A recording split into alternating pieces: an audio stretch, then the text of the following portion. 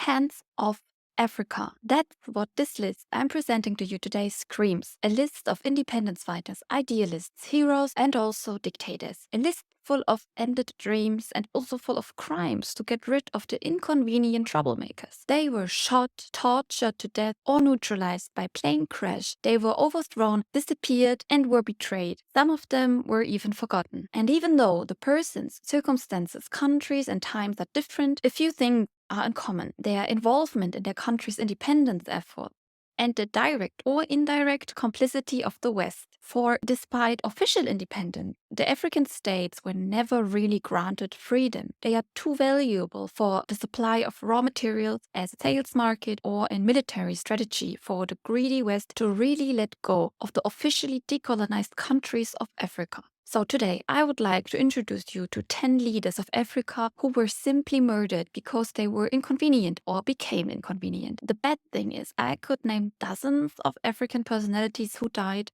unnatural death. In the end, they are all united by the terrifying truth. Gaining influence and not using it to serve the status quo seems to be a death sentence. I would like to start right away with an outlier from the list, the Black Star of Africa, the Osagyefo, who was the only one on this list not to be assassinated. But his overthrow was probably not only the result of a people yearning for the right of participation. No, Kwame Nkrumah was an idol, a heroical figure in Africa's post-colonial history. As the first prime minister and then president of Ghana, he successfully led his country to independence from British colonial rule in 1957, making Ghana the first African country south of the Sahara to achieve this feat. The clue was, and what the West annoyed probably the most, was the Pan-African vision he had. He repeatedly calls for the unification of Africa under one government. He warns that without the mutual support of African countries, colonialism would return in disguised form. If you look today at who owns the mines, the mining corporations, plantations, resources and minerals, you have to say that this is exactly what had happened. Nkrumah became a target for the USA during the Cold War era. They were fearing the spread of communism and seeking to protect its strategic and economic interests. So they supported a coup that overthrew Nkrumah's government in 1966. 3 years of repressive military rule followed for Ghana, and Nkrumah could only watch from afar. Despite everything, he remained committed to his dream of a united Africa until his early death in 1972.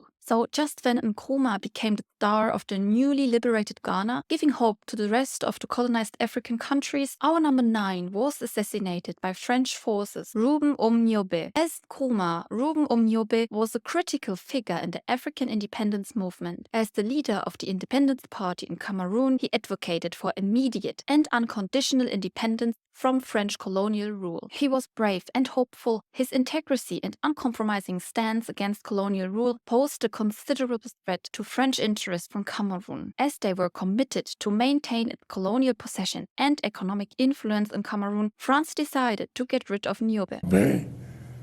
Faisait régner la terreur.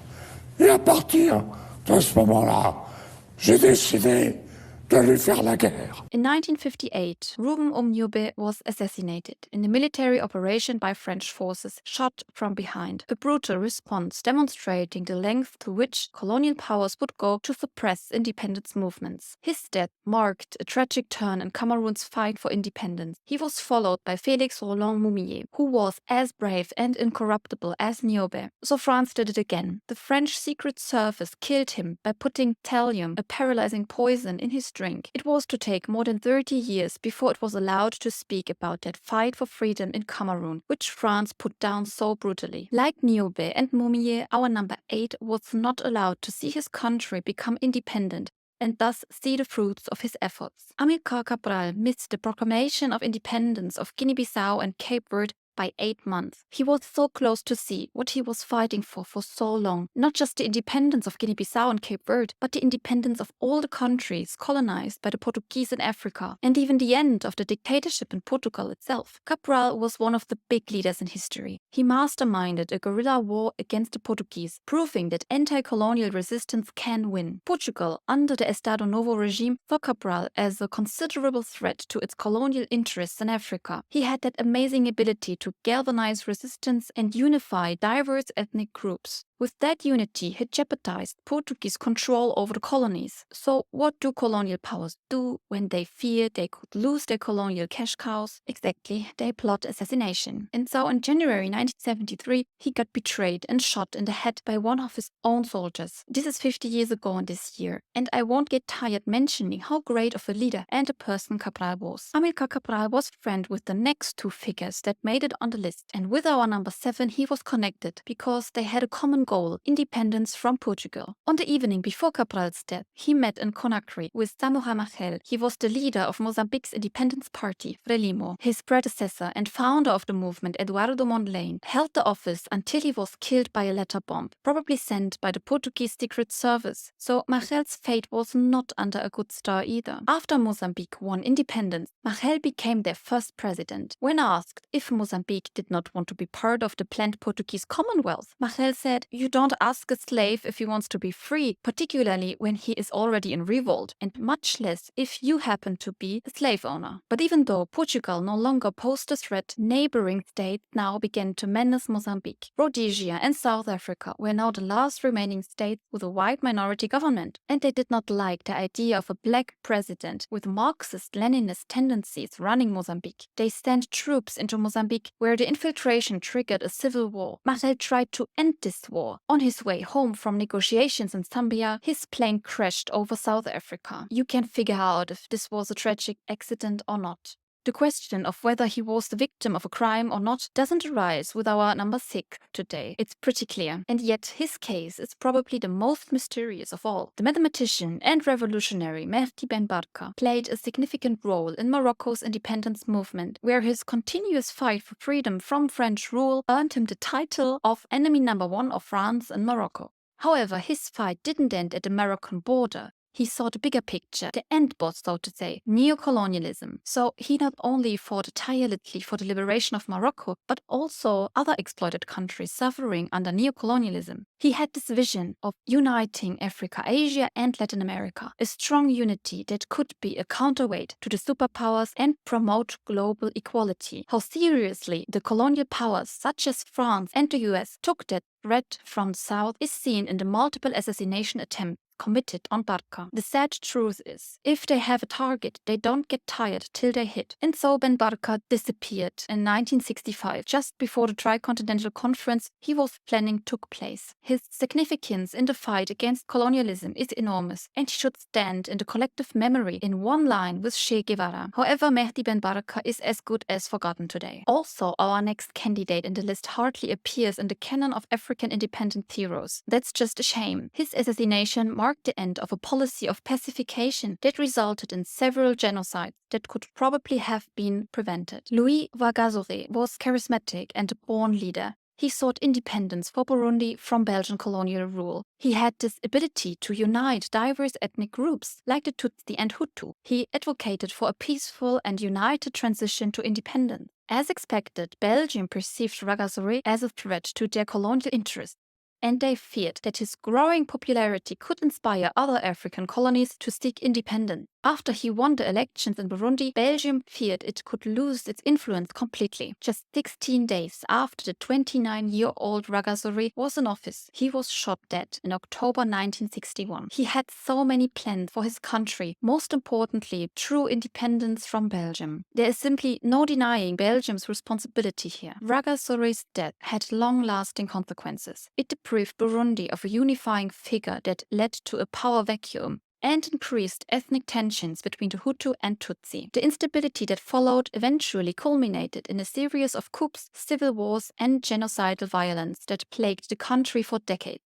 Till today, Burundi is one of the poorest countries in the world, and the ethnic conflict between Hutu and Tutsi is again rising in the neighboring Congo. Maybe all of this hate and violence could have been avoided if they wouldn't have killed Rwagasore, but we will never know. Our number 4 on the list of assassinated African leaders was no president, but a crucial figure in the independence fight of black people in South Africa and all the oppressed in the world. Steve Biko was a significant figure in the fight for freedom in South Africa. He never got tired of dismantling the cruelty of the apartheid regime and empowering black people. As the founder of the Black Consciousness movement, Biko sought to help all black people to break free from the chains of inferiority imposed upon them by centuries of oppression. He believed in the power of unity, according to the motto "Blacks helping blacks." For the apartheid regime, Biko was a clear threat because the white people's privileges were based on the inequality he was fighting against. He worked to restore self-confidence in the oppressed, which would have meant for the whites to lose their cheap black labor. As a result, they killed him in 1977 through brutal torture, which they attempted to cover up as an accident. Biko's tragic death provoked global outrage. Finally, the world looked to South Africa and the crimes committed by the whites on the blacks. With his sacrifice, he significantly pushed the apartheid system to its eventual downfall. Biko is fortunately not forgotten, even widely perceived as an icon of freedom and a mature in the fight of independence of the oppressed. Our number 3 on the list is way more polarizing, as its legacy is complex. On the one hand, he is perceived as a pan-African bulwark against Western imperialism. On the other hand, as an eccentric dictator with fantasies of omnipotence. You guessed it, I'm referring to Muammar Gaddafi. His rule began with a bloodless coup,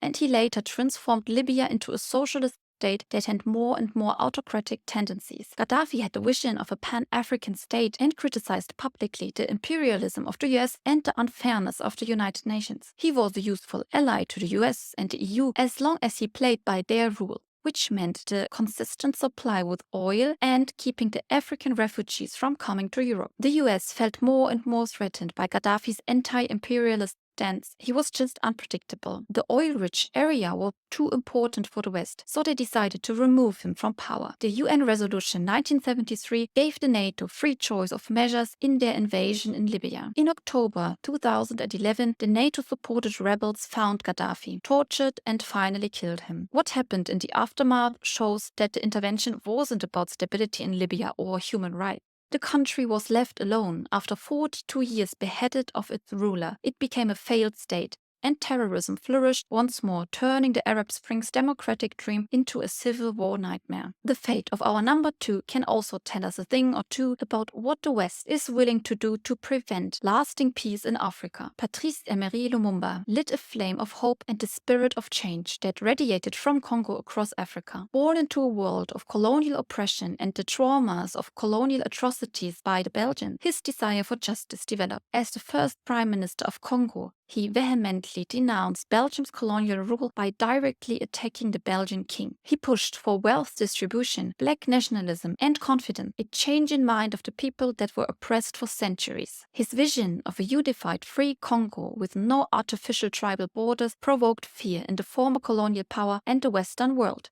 His audacity to challenge the status quo and to demand justice became a threat to the West's privileged access to Congo's rich resources. In his famous Independence Day speech, Lumumba denounced the sufferings of the Congolese under colonial rule. This speech was to become his legacy, but also his death sentence.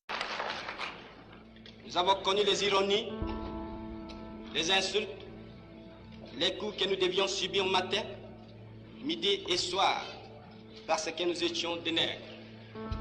Nous avons connu que notre père fut spolié au nom des textes prétendument légaux qui ne faisaient que reconnaître les droits du plus fort. Nous avons connu que la loi n'était jamais la même, selon qu'il s'agissait d'un blanc ou d'un noir, accommodante pour les uns, cruelle et inhumaine pour les autres. A mere 7 months after Lumumba took office, the then 35-year-old got betrayed, captured, publicly assaulted, and finally killed in a hail of bullets. His death in January 1961 plunged Congo in a vortex of violence and war. Till this day, the country is a battleground for international powers and companies exploiting the Congo's mineral resources. Lumumba dared to challenge the colonial powers. He is the embodiment of the fight for justice and independence in Africa, and his legacy lives on, reminding us that the fight for independence is not over. The same goes for our number 1 today. But before saying his name, I would like to introduce him with one of his quotes.